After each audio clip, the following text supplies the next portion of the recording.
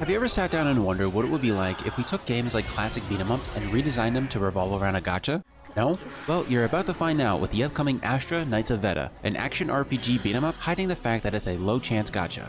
The English voice actors sounded so out of place in tense moments, sounding relaxed instead of panicked at times. There was also some small audio errors at the end of combat and a few crashes. One big major thing is that the rewarding content in this game doesn't feel like rewarding content, but rather a stranglehold for you to purchase more currency because of how low your chances are at getting, well, anything from my perspective. One of the few things this game has going for it in the current state of the demo is the visuals, the animation, and the high quality 2D sprites, which are all really well done, which isn't something that's often recreated for heavy suits of armor, as they often feel cartoonish or constrained to the 2D model. Everything else mostly just feels like it just doesn't belong here. At first sight, this game appears to be a fantastic Vanillaware inspired game until you learn that it's killing itself by becoming a gacha. Consider playing something similar, let's say Street Fighter, but instead of selecting a character, you must instead gacha them. Doesn't sound so great, does it? Especially since everything is being drowned out by useless weapon draws. I have never understood and never will understand why this is included in certain gacha games. I don't desire weapons regardless of their tier. I would much rather have characters. This only makes it twice as difficult and predatory when you realize just how slim your actual chances are of pulling anything worthwhile, unless it's a guaranteed 5-star starter or an event that will guarantee your chances. It's just not worth it. The game does not even show you the odds of obtaining things, which is by law required in certain countries. The gameplay itself is fun and entertaining, but a little annoying because just like gacha pulls, mission drops are random and not guaranteed after your first run, so you may burn through your energy very quickly and still never see the item or gear drop that you were looking for, and now you either have to spend more currency to gain more energy or wait a couple hours. The big problem here is the amount of energy that you spend and the amount that you have just doesn't seem like balanced numbers without the daily energy boost that you get during the demo,